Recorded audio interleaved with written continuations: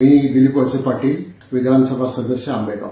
गेल्या काही दिवसापासून एफडीएच्या माध्यमातून राज्यामध्ये वेगवेगळ्या व्यवसायावर तपासणी करून त्यांच्यावर कारवाई हाती घेण्यात आलेली आहे. आंबेगाव तालुक्यामध्ये सुद्धा दुधाच्या व्यवसायाच्या निमित्तानं काही ठिकाणी एफडीएने चौकशी करून त्याच्याबद्दल कारवाई केलेली आहे. एफडीएची कारवाई अजूनही सुरू आहे. या संदर्भामध्ये माझे काही राजकीय विरोधक जाणून बुजून ज्या गोष्टीशी माझा काही संबंध नाही अशा गोष्टीचं नाव जोडून माझी प्रतिमा मलिन करण्याचा प्रयत्न करताय.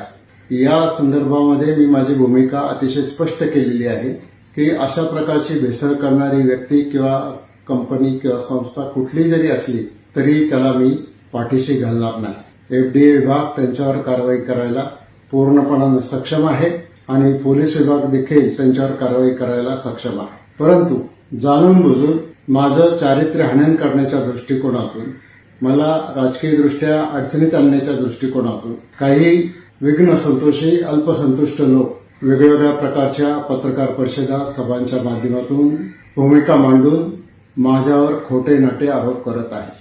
या संदर्भामध्ये मी पहिल्यांदाच हे स्पष्ट करू इच्छितो, अशा प्रकारच्या भेसळीच्या प्रकरणामध्ये माझा कुठलाही संबंध आढळल्यास मी सार्वजनिक जीवनातून निवृत्त व्हायला तयार आहे.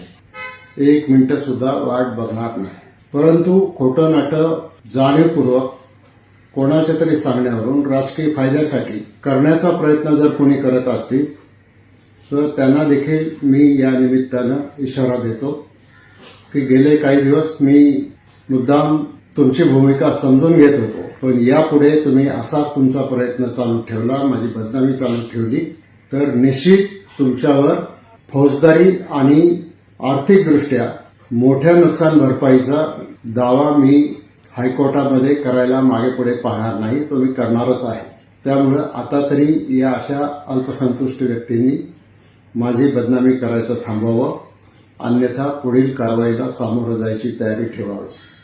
आणि पुन्हा एकदा मी आंबेगाव तालुक्यातल्या, पुणे जिल्ह्यातल्या आणि महाराष्ट्रातल्या जनतेला सांगू इच्छितो की अशा कुठल्याही प्रकारच्या चुकीच्या गोष्टीशी माझा तुरान्वयाने सुद्धा संबंध नाही. तो संबंध कोणी सिद्ध करून दिल्यास मी पुन्हा एकदा सांगतो की मी सार्वजनिक जीवनातून निवृत्त व्हायला तयार आहे.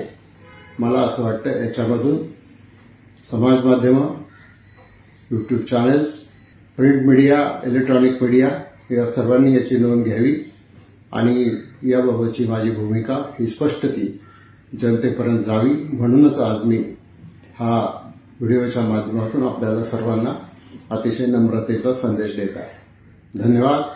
जय हिंद, जय महाराष्ट्र. शेवटी सत्याचाच विजय होतो, सत्याचाच विजय होईल.